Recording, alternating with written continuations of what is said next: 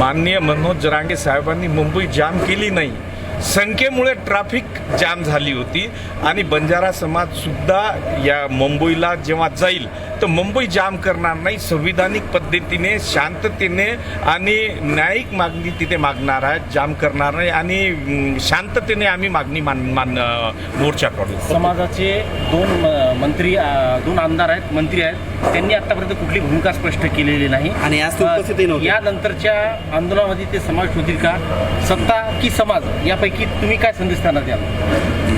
पहिले तर सर्वांना मी आपल्या लोकप्रिय चॅनलच्या माध्यमातून एक सांगू शकतो की माननीय मनोज जरांगे साहेब जेव्हा उपोषणाला बसले होते 2-3 वर्षापासून आणि 2 सप्टेंबरपर्यंत, तर त्यांच्या समाजाचे जेवढेही मंत्री होते, आमदार होते, खासदार होते, हे पुढे आले नाही, हे समाजाला बॅकिंगच दिली।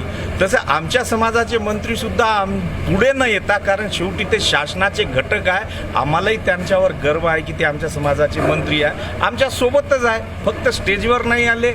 माननीय इंद्रनीलजी नाईक साहेब हे आज जापानला आहे, आज रात्रीला ते येणार आहे जापानवरून, आणि माननीय संजय राठोड साहेब हे मुंबईला एकनाथ शिंदे साहेबांच्या कार्यक्रमात आहेत, त्यांनी संदेशसुद्धा इथे पाठविलेला आहे। ओके, चलो।